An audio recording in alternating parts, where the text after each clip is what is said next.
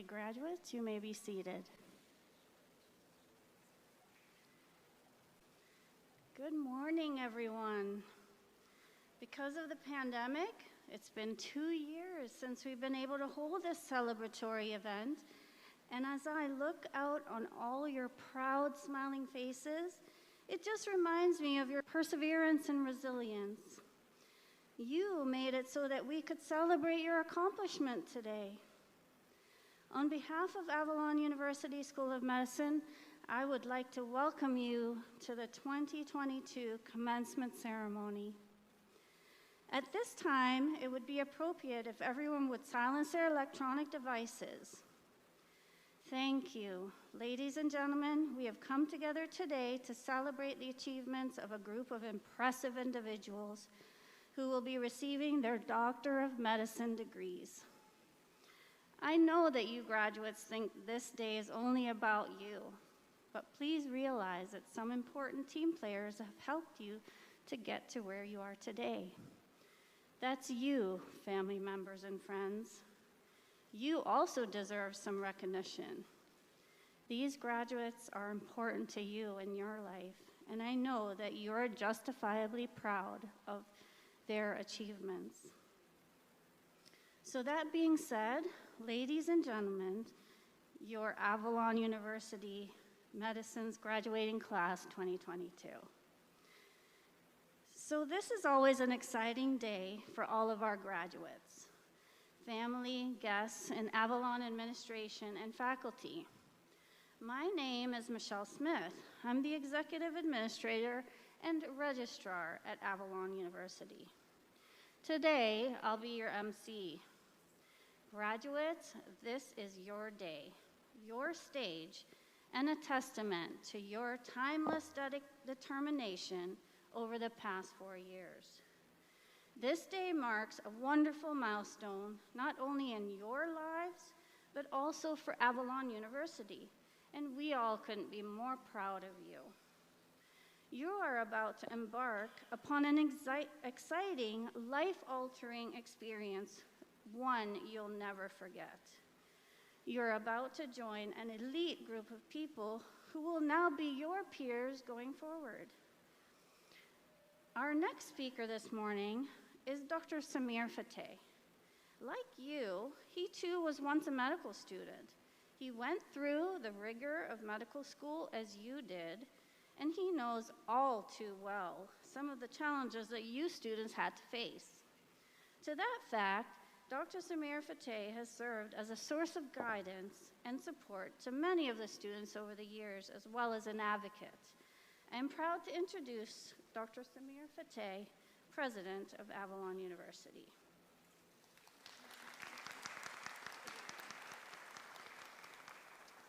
Thank you very much, Michelle, for the kind words. And welcome, everyone, to Avalon University School of Medicine's graduation ceremonies. I would like to say that this is by far one of the best days of the year for us, and it makes me proud to stand in front of all of our graduates this afternoon. It has been nearly 3 years since our last graduation, and all of us at Avalon are thankful and excited to have this opportunity. I would like to thank Avalon University's Board of Trustees, deans, faculty members, chairmen, and all members of the US and Curaçao administration, and everyone that's associated with Avalon University for being here on this special day. Graduates, the day has finally come. All of you should be very proud of yourselves for what you have accomplished. All of us at Avalon cannot be any happier for you, especially for being part of your journey through medical school and watching all of you grow into fine young professionals. The hard work does not end today, and as a physician, the hard work and your continual development of becoming the best doctor that you could be will be for a lifetime. But for one day, let's not think about countless hours you have sacrificed to get to this point, and be proud of yourselves for what you have accomplished. Enjoy this moment and feel the positive significance of today, because it is the great memories that will last a lifetime. As you embark into the real world, never forget the journey you have taken to get to this point. I'm very certain that there were many periods during medical school where it was not easy, and there have been thoughts and questions of, is this really something I want to do? But through your dedication and commitment, and even more, your passion for medicine, you made it to the finish line. So always be thankful to the people that have helped you get to this point. Whether it was a faculty member, preceptor, librarian, next-door neighbor, or whomever said words of encouragement and motivation that fuel your drive, or said something to inspire you, or was just there for you in support. Always be thankful and grateful to those who showed care for you along your journey.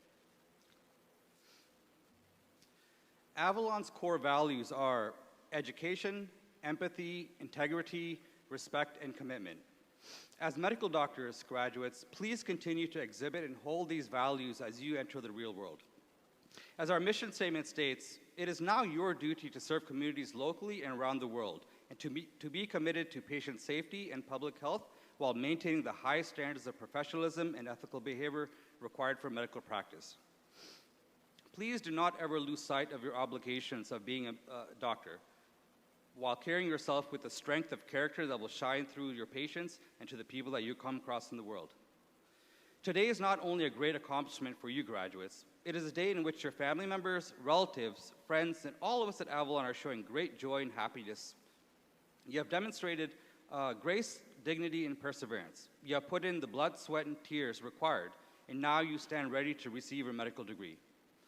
Be proud of what you have accomplished and continue to be dedicated to becoming the best physician you can be and an even better human being. I would like to end my speech with a quote from Sheryl Sandberg that reads, "Remember this, you are awesome. I'm not suggesting to be boastful. No one likes that in men or women, but I am suggesting that you believing in yourself is the first necessary step in coming even closer to achieving your potential. Thank you and congratulations to the graduating class."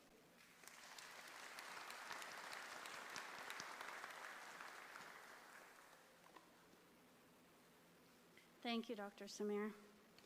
To deliver today's opening remarks is Dr. Fatteh, Chancellor of Avalon University.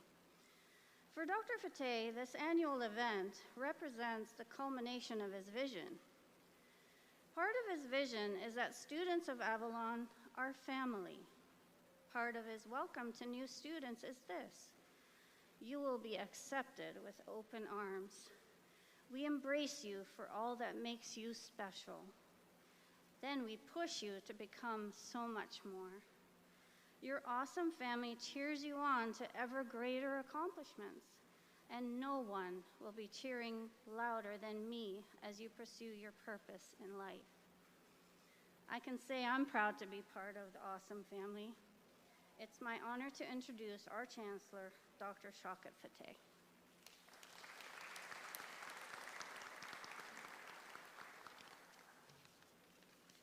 Thank you, Michelle, for a very kind introduction. I'll take it, whether I deserve it or not. But next time, next year, put me first, because I don't want to follow his awesome speech. Congratulations, all of you. I think it's a very proud day for you, and it's good to be back here after a break of, 3 years? So you are in the COVID period, and we missed quite a few of you, and I hope some of you made it from the last 2 years. But it's fantastic. There is nothing like having a conclusion from white coat ceremony, wherever you had it a few years back, to the graduation, and see you all grow up and be here as a proud family of Avalon. I'm very proud of what you have accomplished, and it's your day. But at the same time, I think I would like to mention a few things of what we have done in the meantime. And I think we have done quite a few things, which you'll be very proud of. We have 2 accreditations. We require only 1. And we have moved into a fantastic new campus. I don't think many of you would have been able to visit it, but please go and see it. It's a thing of beauty. You'll like it. So please make it a point to go back to Curacao as a visitor and see it in a relaxed environment. You are there studying, and you are all tense and doing all kinds of things to pass your examinations, but now is the time to go back. And you can give a couple of lectures of your experiences and stuff like that. But make no mistake about it, today is your day. What you have done is tremendous. I think the degree, no matter what you do with it, you may treat patients, you may research, you may do even completely out of medicine, do something else. But the work you put in, the effort you had will come in handy, no matter what you do, because I know it requires effort to be a doctor. And that is the thing you will carry all the time. But remember another thing, and that is that this is just the beginning. I know you have accomplished a lot, but there is a lot more to be achieved. And don't be complacent. Don't take a break. I think that there is a saying where it says that once you know that you have learned everything in your life, it is a time to retire, because it never happens. As a physician, I retired in 2013, and I'm still learning new things every day. And you have seen accomplished physicians here, and also in your life somewhere where they work hard, they do a lot of things, but they keep up with what's going on. And that's your job. I think we have done our part. We will do our part as far as the residencies and stuff is concerned, but take this message with you that you are just beginning in your life to do something better, something more, and more important. Besides that, I think Michelle, am I missing anything? This is our joke between Michelle and I. She has this speech, and I never follow it, so this always goes that way. But I think I did everything. It's a tradition of Avalon. I don't think you will see it in any other medical school, but I introduce the entire staff because many of you probably don't see them on a daily basis. And when I mention the names, please get up and be acknowledged. I start with Dr. Augustine Wong.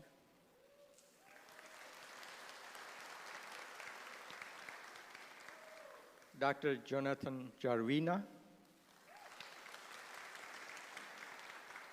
Dr. Vijay Patel.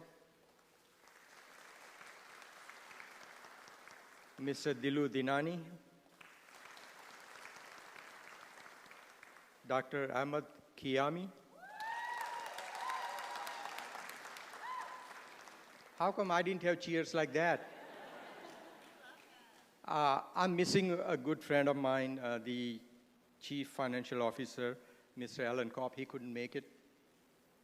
So, Dr. Lakhani, he is a Board of Trustee. Dr. John Thalstein, another Board of Trustee. Mr. Rich Limongi, another Board of Trustee. Dr. Lenny Wilson. Here is another popular guy. Dr. Abdul Ghani. Now I'm jealous. Dr. Shakir Hussain. Dr. David Stewart. I give up. Now, the biggest cheer should be for the next one, because she's my wife, Rehana.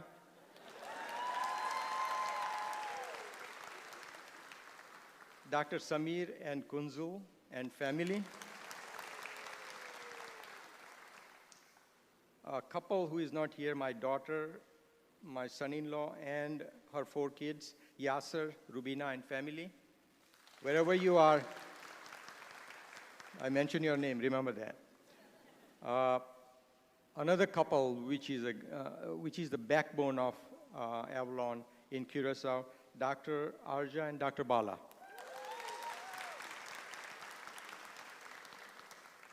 Dr. and Dr. Nasir and Shaista Khan.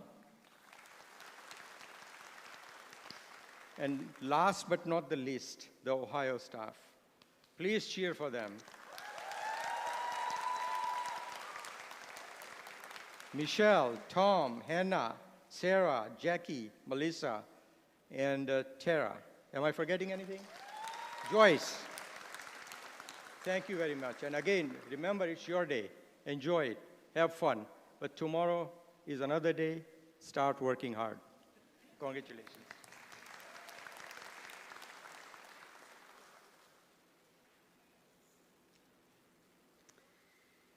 Thank you, Dr. Fatteh, for your kind words of encouragement. Next, I would like to take a moment to introduce our keynote speaker for the 2022 commencement. Avalon University School of Medicine is proud to introduce Dr. Augustine Wong as the keynote speaker for the 2022 commencement. Many of you graduates may know Dr. Wong, obviously by the cheers that you gave. He currently serves Avalon as our chairman of family medicine. Dr. Wong has engaged in teaching throughout his entire career. He started from scratch a family practice residency in one of the most impoverished areas in Chicago, directing it now for more than a decade. Here to impart his knowledge and wisdom to our graduates on this momentous occasion, I'm pleased to introduce Dr. Augustine Wong.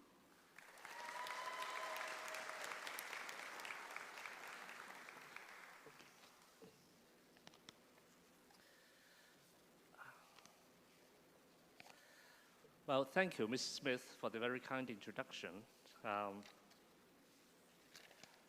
Last night, as I was practicing my speech,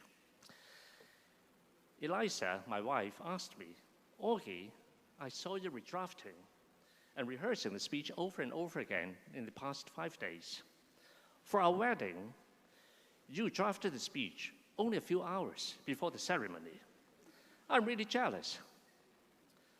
My explanation to her was that it was really an honor to have been invited by Avalon to be the keynote speaker at one of the graduation ceremonies, and that I wanted to do a perfect job. But the explanation did not seem to wash. I guess perhaps punishment is awaiting me tonight when I return to Chicago. Although I report to Dr. Wilson, I think both Dr. Wilson and I know very well that we both report to our wives. Good morning, ladies and gentlemen. When I was asked a couple of months ago by Dr. Fatteh to speak at the graduation ceremony today, I was, of course, flattered, but also humbled. Not blessed with the same eloquence possessed by many of my colleagues, I felt at a loss as to what I was going to say today. Of course, whenever that happened to me, I decided to turn to the basics. I read the mission statement of Avalon University School of Medicine. It states, "The mission of Avalon University School of Medicine is to prepare competent physicians who can serve communities locally and around the world. Avalon graduates are committed to patient safety and public health while maintaining the highest standards of professionalism and ethical behavior required for medical practice." One thing that strikes me about this statement is the absence of the words medical sciences. I was actually thoroughly impressed by that. Why are you impressed, Dr. Wong? Isn't medicine a science? During my medical schooling in Calgary, we had to complete an integrative course at the end of our second year before we were allowed to run amok on the hospital wards as third-year clinical clerks. At that time, we called ourselves clinical jerks. This 4-week course was run in small group format with a preceptor leading 6 students in each group. In one of these small group sessions, our preceptor, Dr. Anthony Fisher, an Englishman, suddenly remarked, "You kids think medicine is a science? Let me tell you, it's an art. Once you start practicing, you will find out that you have to invoke science no more than 20% of the times." My reaction to his remark, though not an expletive, is not something I would like to repeat in this very elegant ceremony. Yet I was not outspoken enough to vocalize it in front of everybody. However, as soon as I started practicing, I realized Dr. Fisher was so right. Science, as defined by Oxford English Dictionary, is knowledge about the structure and behavior of the natural and physical world based on facts that you can prove, for example, by experiments. It is supposed to be precise, predictive of outcomes based on principles and rules. It is unbiased and truthful. Most of us like to think of medicine and science as totally inseparable, going back to time immemorial. Today, Western allopathic medicine has become the legitimized social institution charged with the dominant role in the provision of healthcare at the expense of folk medicine as practiced by witches and priests in some tribal societies. But our social and political success obviates the non-scientific and humble origins of our profession, or more precisely, our trade. As craftsmen, selling our prognostic, not therapeutic skills, in marketplaces in ancient Greece, and as barbers, performing amputations in the Middle Ages with neither anesthesia nor sufficient knowledge in anatomy. Frederick the Great of Prussia, the greatest military thinker of the 18th century, even used his executioners to double as military surgeons. And in the British Army, medical officers were not given full officer ranks until the late 19th century because the bearer of the King's Commission had to be a gentleman. And most of the rumble-tumble surgeons at that time that made up the medical officer corps of the British Army were just not gentlemen. In fact, it was no coincidence that the medical profession began to put on the scientific facade only in late 19th century, when doctors began to emulate the non-clinician laboratory technicians and scientists by donning the white coat. During my surgery rotation in Calgary, the head of the surgery department one day began a lecture on aseptic and antiseptic techniques by commenting on how the operating theater nurses, always eager to pick on medical students for not scrubbing properly or long enough. Does it really matter whether you scrub for 2 minutes or 3, he asked. After all, the whole scrubbing and gowning procedure is but a ritual. The operating table is the altar, the patient the sacrifice, the surgeon is the high priest with his assistants, and the overhead lighting adds to the mystery of the whole ceremony. Surgeons in this country may be appalled by such an anthropological analogy, for the danger of contamination of the surgical field is well known even to the layman.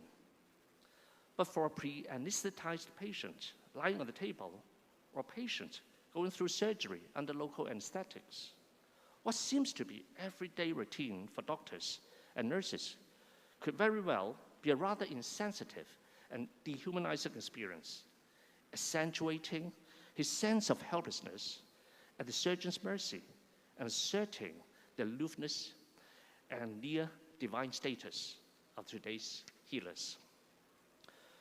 We doctors have formed ourselves into an elite body, convinced of our exclusive authority to diagnose and cure, and proud of our control over others' lives.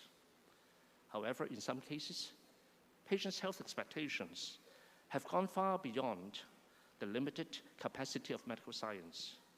In others, the patient's subjective sense of health and disease shares no common ground with the doctor's scientific approach. As a result, we often treat for the sake of intellectual pursuit or the diagnostic challenge and not for the sake of the patient, supposedly the beneficiary of medical science. As illustrated by another memorable didactic session during which a pediatrician was trying to demonstrate the leukemic child's physical findings. The pediatrician, until that time, was a rather dull fellow, until suddenly he lit up with excitement when pointing out the lymphadenopathy and splenomegaly and trying to explain the pathophysiology behind those clinical features. At the end of the session, he declared, "The practice of medicine is boring. It is these interesting cases that make it bearable.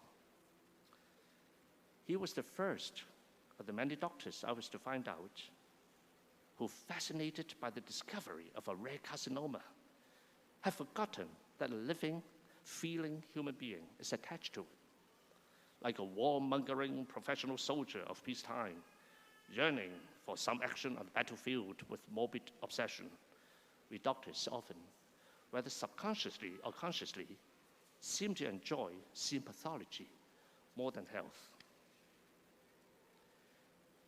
Disease can only be defined in the cultural context of the healer and the sick.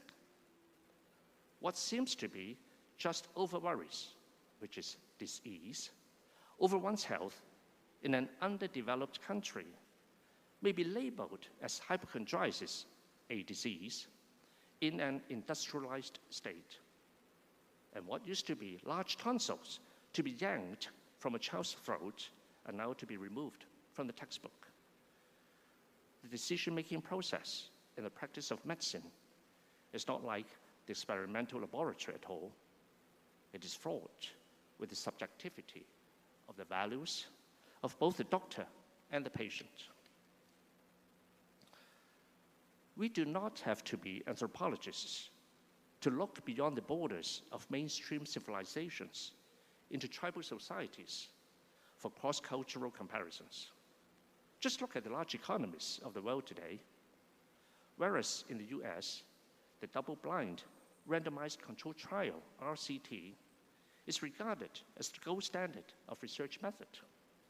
Such an approach, until recently, was not the modus operandi in countries like France, Germany, Japan, or China. In France, it was not uncommon for studies with small sample size to be conducted to confirm a theoretical model, with results then extrapolated to the rest of the larger population. Yet such a method would be totally unacceptable in RCTs, which require much larger sample sizes for the results to be statistically significant, regardless if the results fit into a tidy theoretical model. RCTs are also revered for decades in countries like Canada, UK, Australia, New Zealand, Hong Kong, and India. What is that one thing in common of the countries that adopted the RCT? They had all been ruled by Britain at one point or another. As a matter of fact, RCT was first introduced by the UK Medical Research Council in the 1940s. In her 1988 book, Medicine and Culture, the US biochemist turned journalist, Lynn Payer, hypothesized that the French approach was really part of Cartesianism, named after the famous French philosopher Descartes, who once derived God's existence without actually seeing God, through a series of philosophical arguments based on his famous line, cogito ergo sum, or in English, I think, therefore I am.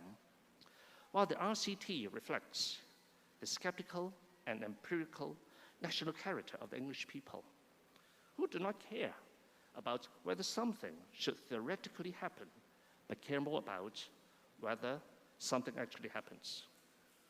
The RCT invented by the British then spread to other countries through the English language. If RCT is so scientific, its adoption should be associated with better outcomes. Yet, there's no correlation between higher life expectancy and adoption of RCT. Furthermore, evidence-based medicine, which draws heavily on RCTs, is dominated by giant figures from Canada, the US, and the UK. The collusion among the English-speaking peoples in the so-called medical sciences is really quite astounding. I hope that I've not been accused of trying to de-establish the medical profession in the Western world. It would be most treacherous of me as practitioner of allopathic medicine to refute its effectiveness in many physical diseases, despite the iatrogenic diseases and problems it invents and produces. I'm trying to illustrate that medical science, meant to benefit mankind, could turn out to create more sufferings if blindly applied as a purely scientific discipline without a better understanding of its social implications, and to demonstrate the danger of taking for granted the universal validity of the clinical skills and reasoning inherited through our highly structured medical hierarchy. History, sociology, anthropology, and philosophy are but a few of the humanities and social sciences that bring a human touch to the practice of medicine. They teach us the importance of scientific progress, but present the danger of its indiscriminate use. They inspire us to follow the footsteps of medical pioneers, but also point out the limitation of our capacity. They show us how to seek comfort, but put us to shame in learning about the hardships endured by our predecessors. They urge us to demand for reasonable reforms, but at the same time appreciate the perils of radical changes. They teach us tradition, but encourage us to be unorthodox. In this way, they enable us to be a doctor and a scholar, maintaining the highest standards of professionalism and ethical behavior required for medical practice, and embracing those 5 Avalon core values: education, empathy, integrity, respect, and commitment. Dr. James Peter Warbass, US surgeon, wrote in The Book and the Public, published in 1935, "The saving of lives is not enough. The perfecting of lives should be the aim. Medicine, in the end, must be concerned for cultural values, the passion for wisdom, beauty, and justice. These are real expressions of health."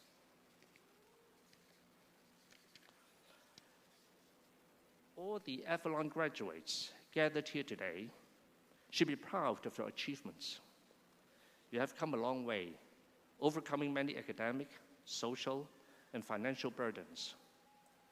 There are still more challenges you will face in the days and years to come.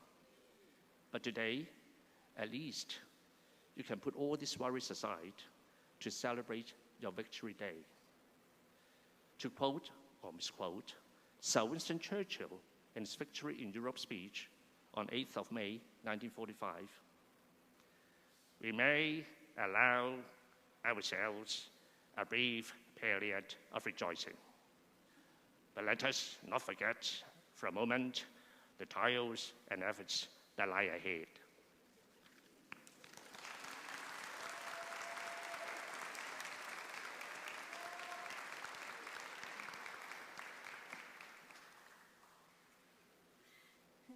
Thank you, Dr. Wong, for addressing our graduating class. We appreciate your commitment to be here today in support of Avalon. Thank you so much. At this time in our program, we would like to present an award. I'd like to call to the podium Mrs. Kunzal Khan.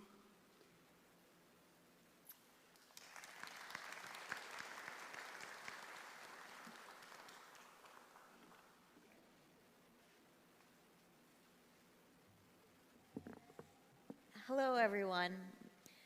This is the first year of awarding the Award of Excellence in the name of the late Abeda Rajpura.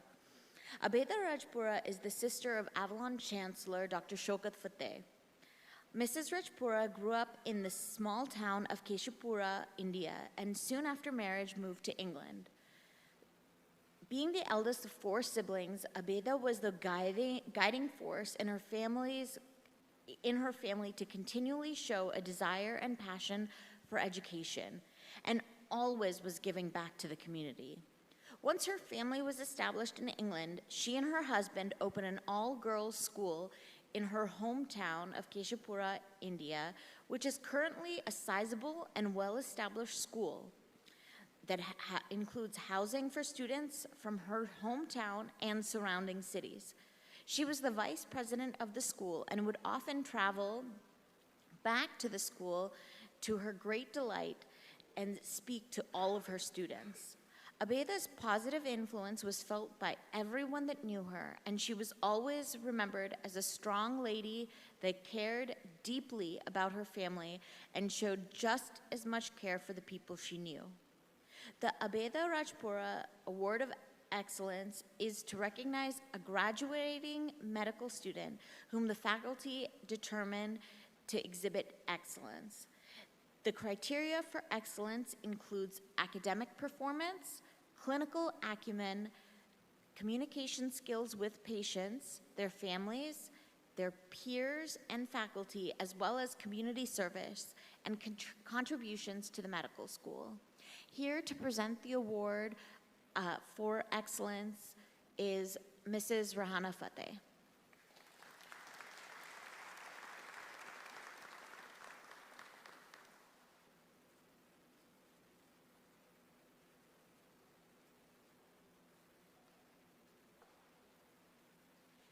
This award for excellence is going to Dr. Karan Singh. Please come upstage.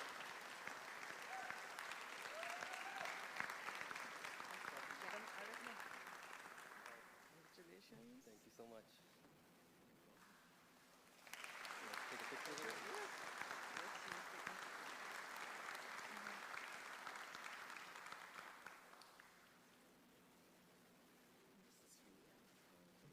Thank you. Thank you so much.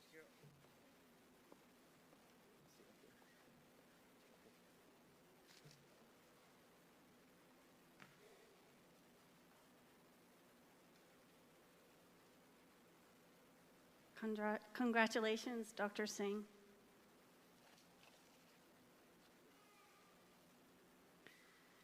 Ladies and gentlemen, we have now come to the graduate address. Our graduate speaker for the class of 2022 is Dr. Karan Singh. Karan is a student who continuously excelled in every subject while working toward his Doctor of Medicine degree. During his basic sciences, he was recognized as being in the top 5% of his class. Karan is an extremely hardworking individual, which was often reflected in the feedback we received from those he interacted with. Dr. Singh has been motivated to give back to the medical community by guiding, coaching, and counseling medical students taking the USMLE exams. Karan has the passion and drive to become an outstanding physician while working at his internal medicine residency position at the University of South Alabama starting this July. Ladies and gentlemen, Dr. Karan Singh.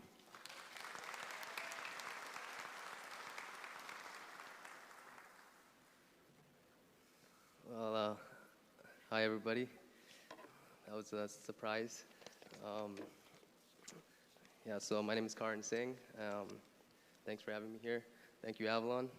Thank you, faculty. Thank you, Board of Trustees. So I prepared a speech for everybody. Hopefully this motivates not just students, doctors, but also anyone out there. So basically, it is an honor to be speaking here on the commencement ceremony. I would just like to first congratulate everyone that came to the event. We welcome you. This is a big moment for all of us. And when I say all of us, I mean family, friends, parents, and relatives. Parents, I'd like to address you first. You are probably wondering where the years have gone. As you marvel at your sons' or daughters' accomplishments, it doesn't seem that long ago when these young adults we honored today were toddlings off to the start of kindergarten. To the graduates out there, being on this podium today and earning this degree, we bring both joy and promise to all of our lives, our family, friends, and relatives. Remember those times where we used to study relentless hours on the island, memorizing risk factors, pathophysiology, anatomy, histology, and of course biochemistry, which we'll really use. Thank God that's over.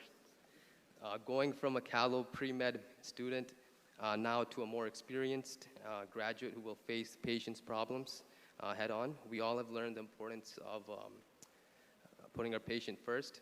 That's the whole principle of medicine. However, behind every white lab coat is 100 battles won and 1,000 battles lost. After arduous years of medical school, 5 years, but for some, maybe more, the greatest gift we learned as graduates is the ability to not give up. Everyone that was involved in today's graduation, especially the graduates of Avalon University School of Medicine, have faced such battles. Some won, some lost, but in the end, everyone came out to be perseverant. One of my biggest battles faced early on in medical school was actually when I found out that my friends, when in their early 20s, were actually having an income rather than me eating French fries and turning textbooks on the study desk. So the mental toll that medical school takes on a lot of students is surreal, and it began to consume me. There were times where I would doubt myself. Sometimes your own friends and even family members may begin to doubt you, but I learned to never give up. All the family gatherings we missed because of exams, all the financial hardships, and all the countless sacrifices that every doctor had to make to get to where they are today has paid off for all of you. All these years of hardships are traded in for today, a monumental day of success and delayed gratification. I remember when I opened up my match results on March 14th, I felt great. I felt like there was drugs running through my veins. But then 5 minutes later, I was back to normal. So what happened? I thought I was supposed to feel like that every day after getting what I worked for the last 8 years. But I guess happiness is temporary. But success, achievements, they last forever. So just 5 minutes of happiness and endorphins can sometimes be enough to kind of push you forward and give you a moment of success and relief. So I guess apart from this speech, I don't want to kind of bore you guys. So I just want to give some things that I learned in my journey to where I am today. The first thing is, don't be afraid to fail. I failed many times in my life. Even with the match, I failed. But I learned that failure, I'd rather fail than not fail, because the things that we learn from failures, they always push us forward. Second thing is never give up, which is the whole purpose of this speech. We all face battles. When I counsel students, when I was talking to many other students out there, everyone has a different journey, a different career path, but that doesn't mean that they don't meet in the end. Just because you take a different detour doesn't mean that you can't get to your final destination. And last thing is that have fun. Life's all about having fun. Unfortunately, I found that a little later. I sacrificed a lot of my early 20s or just early years of med school just studying. But just always have fun, and happiness is temporary, but success is forever. Thank you.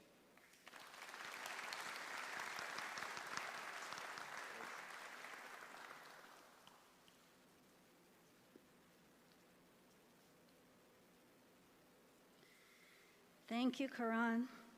Congratulations and all the best in your new position. You truly are an awesome doctor. The most awaited moment is here.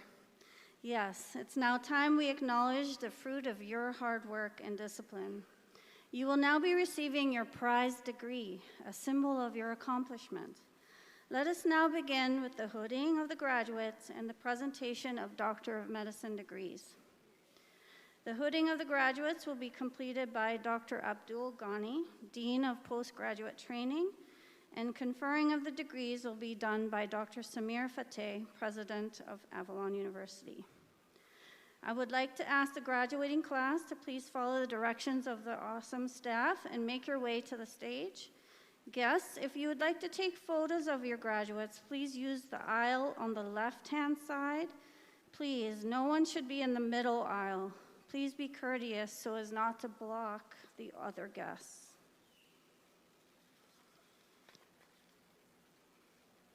Dr. Ghani.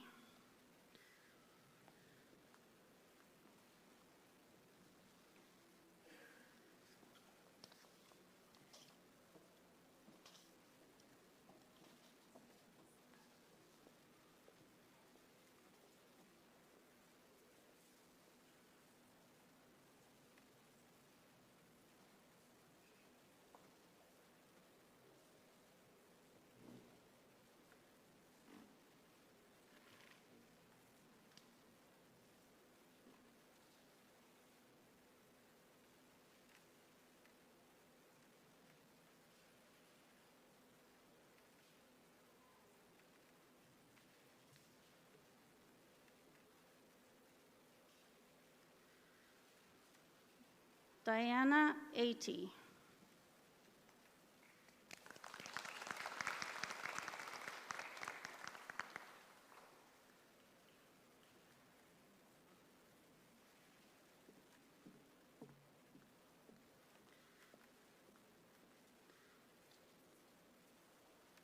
Nadia Abdallah.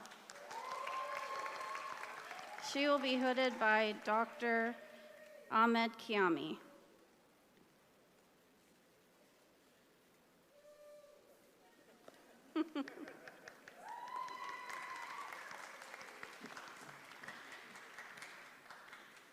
Saba Alizeri.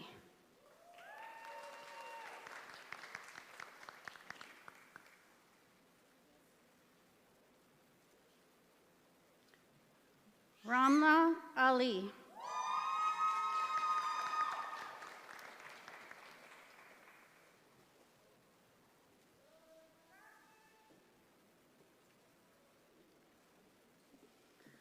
Oluwatosin Alo, magna cum laude.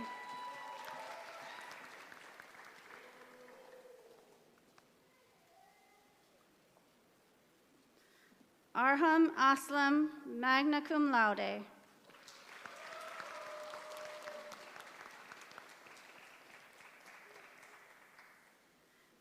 Lujane Atia, cum laude.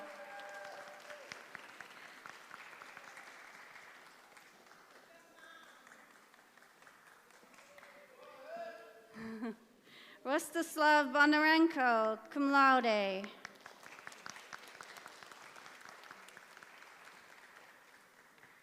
Congratulations, Russ. Lebnitz Charlus, cum laude.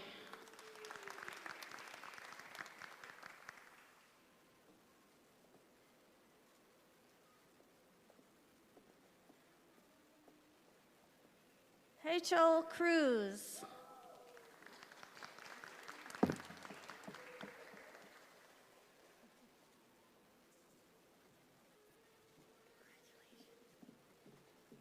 Spiro Kuris.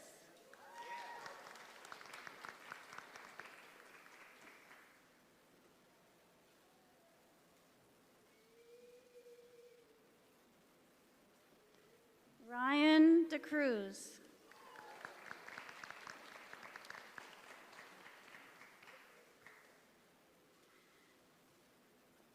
Najna Malikzadeh Dilmajani.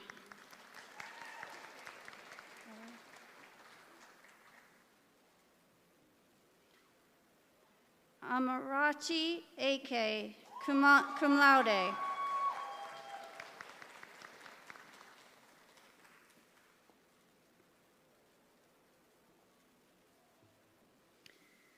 Ashley Ezekiel, magna cum laude.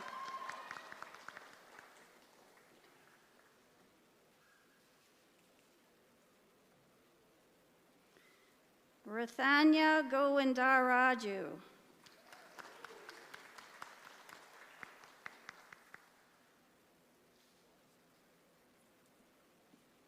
Ahmad Habal.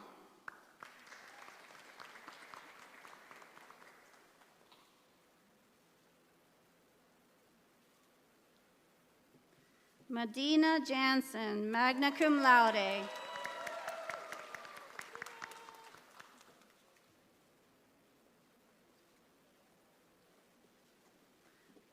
Poonam Deep Kaur Judge.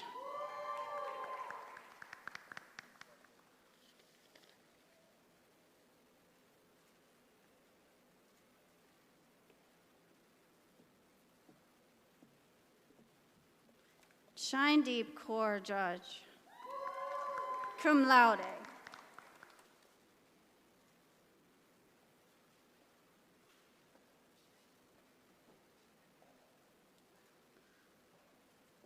Hooded by Dr. Kiami, Aman Kalra, cum laude.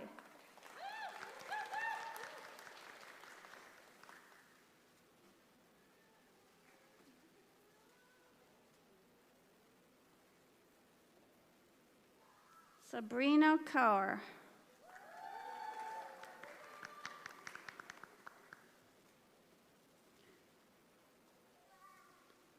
Hooded by Dr. Nasser Khan, Omar Khan.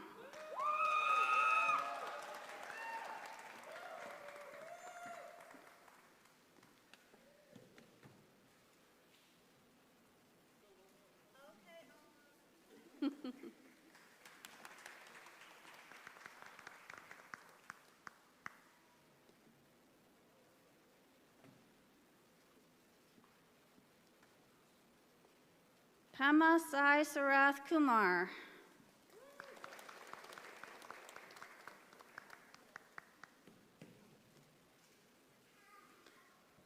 Yvette Monique Larry Sadler, cum laude.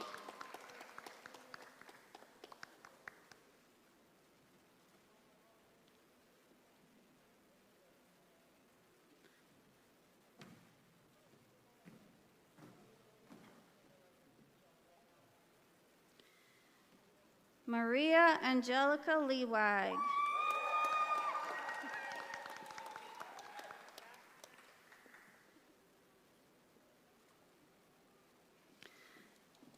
Hooded by Dr. Bilgan Bamdord is Inkma Luvsanam, summa cum laude.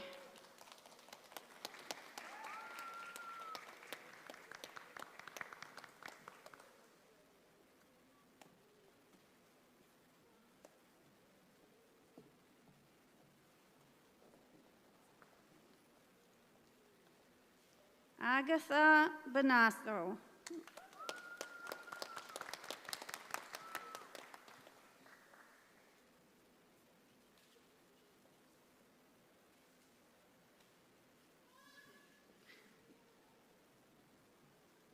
Frank Musinga.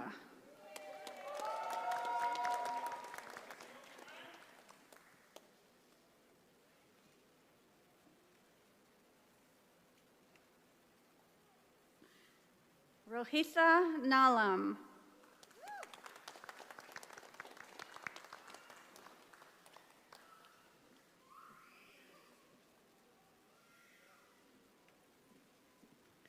Saruja Nanthakumaran.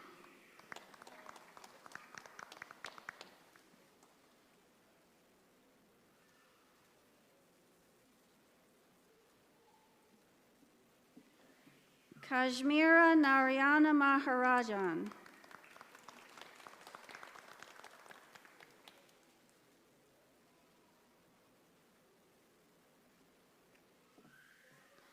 Gayatri Narn.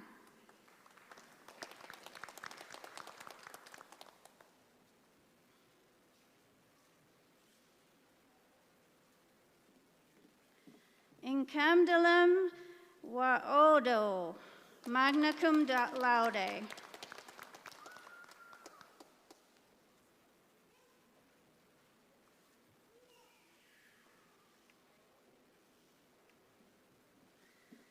Stephanie Wolkaday.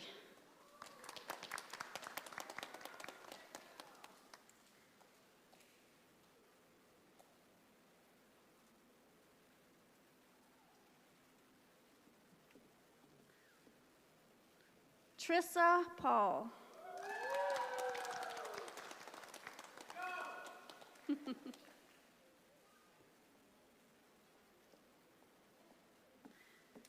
Sivakumar Pendiala.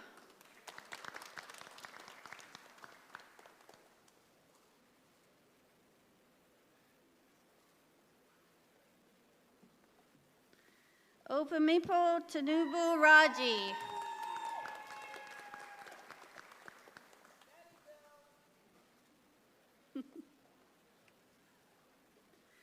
Akas Rana cum laude.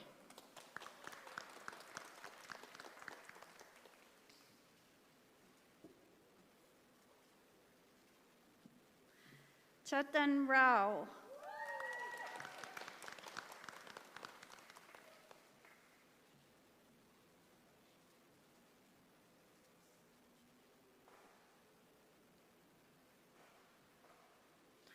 Hooded by Dr. Kiami.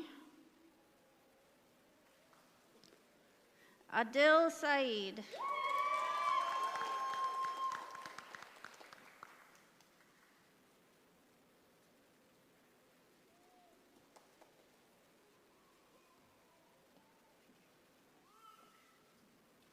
Manpreet Zaini.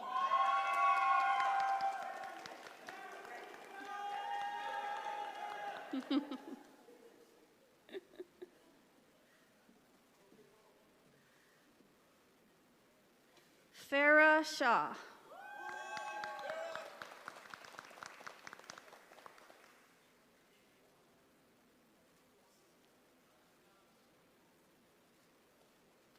Karan Singh, magna cum laude. Nope, nope, nope. There we go.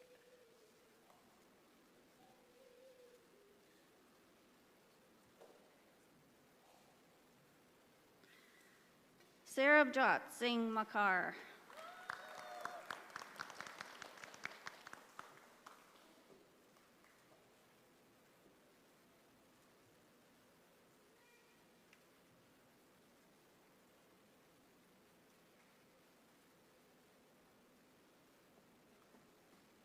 Marjorie Tony, magna cum laude.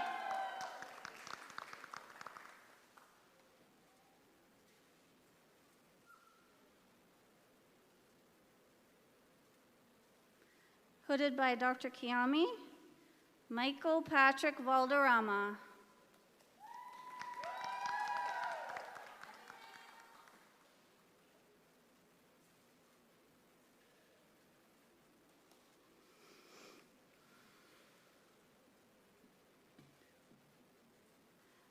Marnus van Vieren.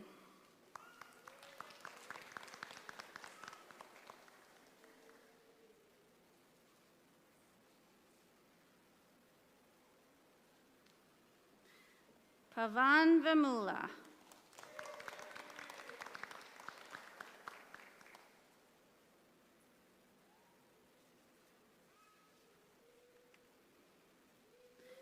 And last but certainly not least, Harshani Yarlagada, cum laude.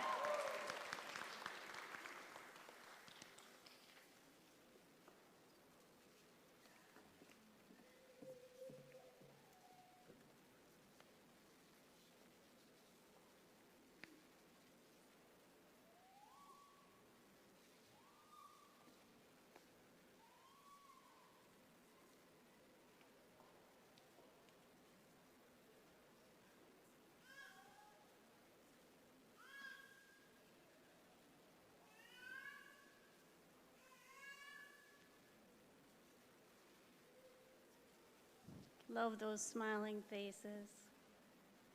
Okay, graduates, you can now be seated.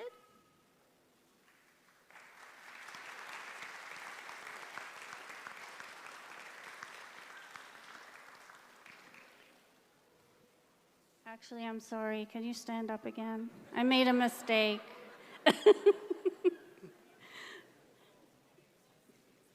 At this time, I'd like to ask our Dean of Clinical Sciences, Dr. Lanny Wilson, to lead our graduates in reciting of the Hippocratic Oath.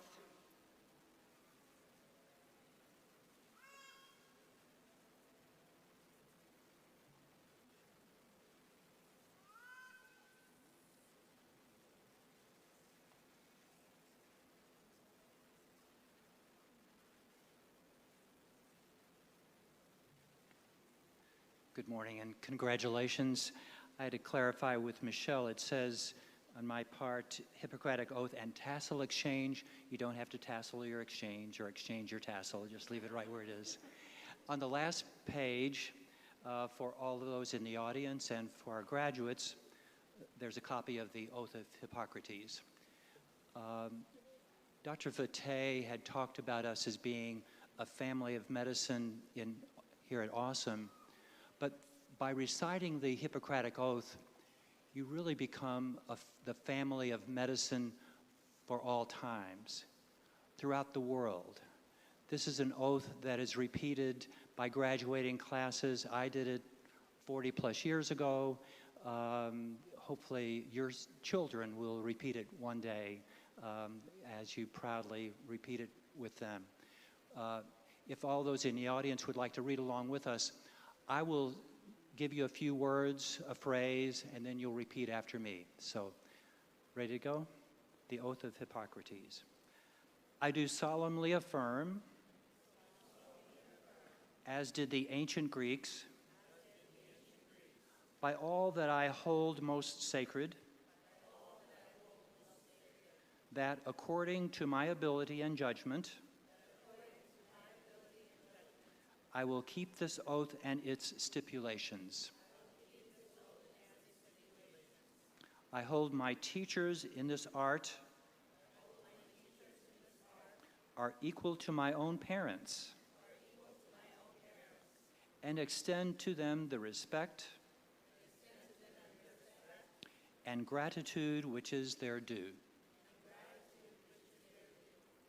I will by precept, lecture, and every other mode of instruction impart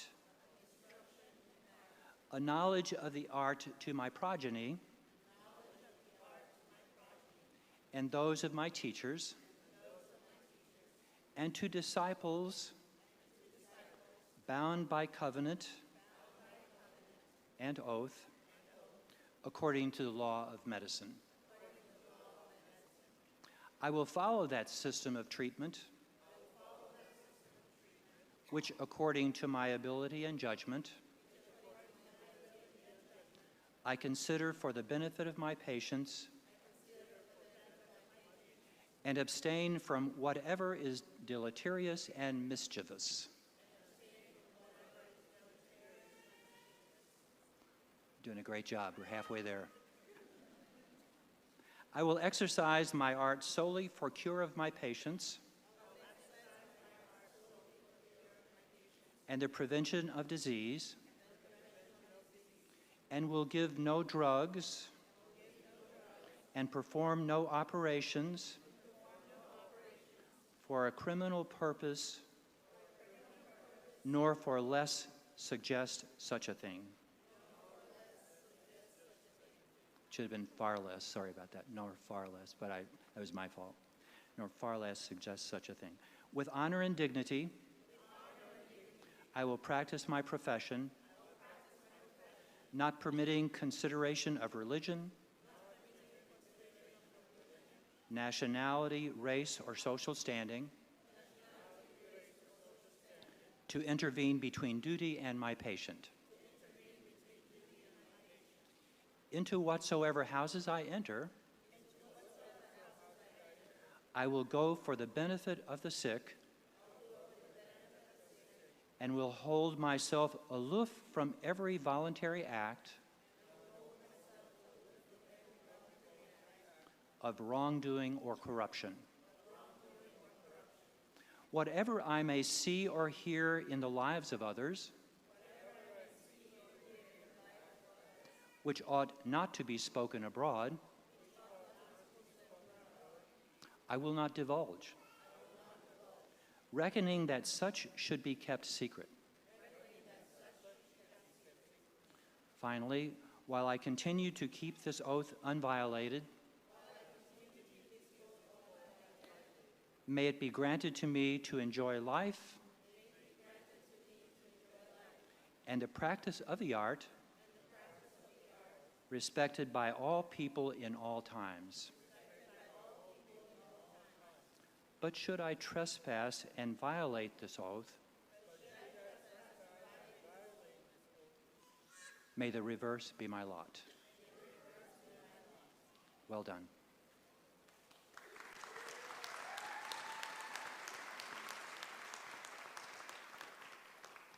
Now you may be seated. Before I address the graduates in closing remarks, I'd just like to take a moment to thank those of you who are so important to the success of this event. First and foremost, to you, our newest graduates, this day wouldn't be possible without your hard work and commitment and dedication. I would also like to thank the core team at Avalon University. We couldn't do it without you. Thank you to everyone. Also, thank you to our island faculty and administrative support staff.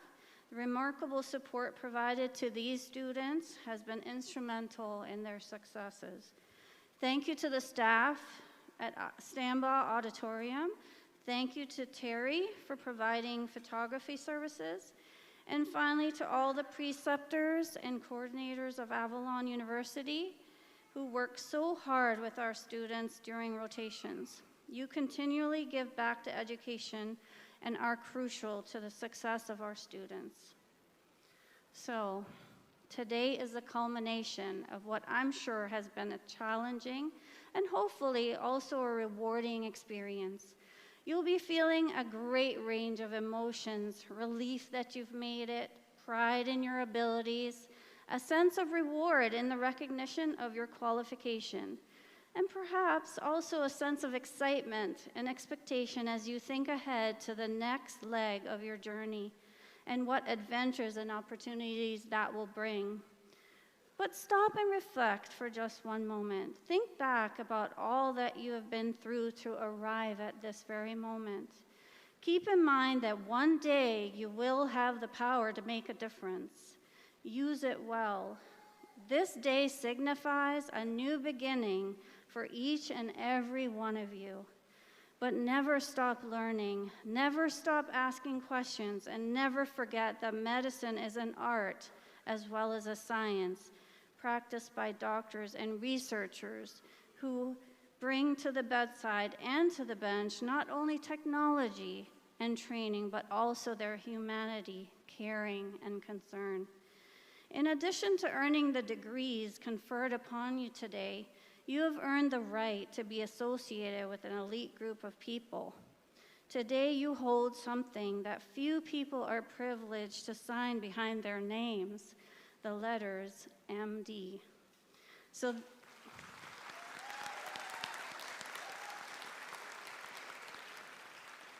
this is your moment to take it all in.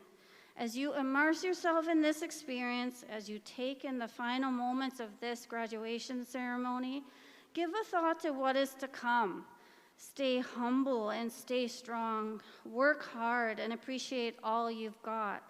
After all, there's plenty of people who would give anything to be in your shoes. Tomorrow, new challenges and opportunities await you that will test you to improve yourselves as individuals. As you walk out together, take pride in what you're walking away from, a job well done. As you continue on this journey, may you look back to this stage in your life with fondness and pride. Enjoy your day of celebration with your family and friends.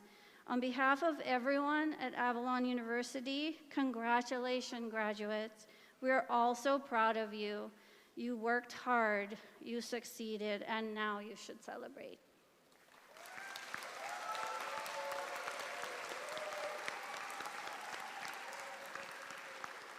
So graduates, please stand for the recessional. The staff will guide you out to the photographer for photos. After the photo, you'll return to this auditorium where you can take photos with your family and friends. If you don't wish to take any photos, then you can enjoy the luncheon that's provided in the ballroom where you got dressed. To the guests, please remain seated until the recessional is complete.